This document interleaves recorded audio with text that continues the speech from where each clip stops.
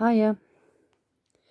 Just thought I'd come on. It's easier for me just to do one video to answer everybody rather than to answer the multiple DMs, messenger, messenger, WhatsApp, Discord DMs and emails about why I haven't been around. The reason I haven't been around is because of the gabbypetito case. I don't want to come on and argue with people. I don't want to come on to YouTube anymore and be like how I used to be, very combative with people. I've done that, been there. I'm not interested in that. My life now consists of keeping my private life, put my personal life private, enjoying myself, enjoying my family, and helping victims of domestic violence. Now, I have a huge problem with people who, not the people, but their opinions on domestic violence when they haven't lived it. Now, domestic violence does come in many forms. It could be emotional, verbal, financial, physical. It can be. The most dangerous is physical, because that can kill you. I've seen some horrific sights in the years I've been doing what I've been doing. Now, I advocate where I will go to a court case and speak up for a victim. I will arrange for them to go into a refuge. I am there for them if they have a hospital appointment and they have nobody else to go with, because many victims don't tell their family members and friends. Therefore, rather than them be on their own, they have me or one of my colleagues to go with them, so they're not on their own.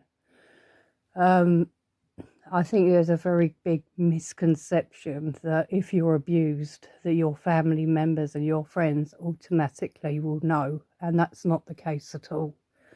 I had a very abusive marriage. I was hospitalised many times. I was stabbed. People like to say, "Oh, if anyone hit me, I'd hit them back." I did all that. Didn't get me anywhere. He was sent to prison, yeah, many times for what he did to me, but he still stabbed me. He still choked me till I was unconscious. I don't get me wrong. It was like mutual combat. If he put his hands on me, you can guarantee I put my hands back on him. But that, that two wrongs don't make a right. I should have walked away a long time before I did. And that's my own, my own fault for not doing that. However, I was with this man on and off since the age of 14. I didn't know any different,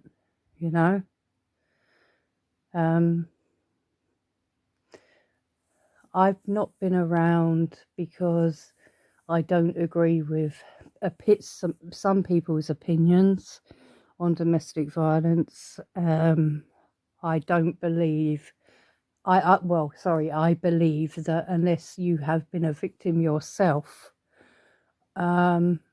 that there's no researching and Google, you can't Google it. You have to live it to understand how you hide things from your family members, how you are embarrassed to let people know, or you're scared of retaliation, in case, if I tell them that then he's going to do this, you have 1,000,001 things running through your mind when you're in a situation of domestic violence, and it's not as clean cut as people may think.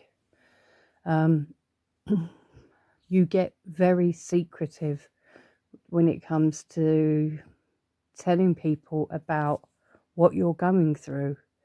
You very rarely open up to people. And for fear of, like I say, either fear of retaliation or fear that they're going to judge you. And that's just an unfortunate truth. Now, I've learned on here to coming onto YouTube that I can help people. I can help people on here just like I do in my real life, and I have done. But like I say, I've taken a step back because of the Gabby Petito case. It's extremely triggering to hear someone downplay downplay everything. For someone to come out and say, well, if she was abused, why didn't her friends and family do something about it? Well, don't be showing your ignorance to me, because then I will fire back. I will fire back because I'm a very feisty person, and I don't like people assuming that they understand domestic violence when they haven't lived it. It's very easy to say, oh, I do this and I do that, if you haven't been through it. It's an awful, awful thing to go through. And I'm lucky that I am here today, but I can guarantee you the rest of my life that I've got, I will help other victims. And I will do that in the ways that I've stated just a minute ago. I do it on a voluntary basis, because unfortunately my last incident of domestic violence with a partner after my marriage, he didn't lay a finger on me during our relationship. He did it when I ended it, and he didn't do it straight away. I finished with him in the October, and he did it in the July, when he realised it was over for good, and I meant it. Now, people may or may not know, so I'll just put it out there. The most dangerous time for anybody that's leaving that situation is during that time, when the abuser realizes that you're never coming back. And that, unfortunately, is when most murders are committed. Now, like I say, I was lucky because I survived. How? I don't know. I had someone upstairs looking out for me that day, because I was told the first hit to the side of my head while I was asleep should have killed me. If you want to hear about my story, it's on here. It's called My Story. It just gives a basic outline of what happened. I'm not going to go into it now because it doesn't pertain to this, really. It's just an example of what happens when they realise that they can't control you anymore, and that you are actually leaving. So if you don't see me around, if you haven't seen me around and you're wondering why I'm not around, it's because I'm getting triggered by this case. So I'm taking a step back until, unfortunately, there is going to be another case. There always is with true crime. But this case in particular has really, really,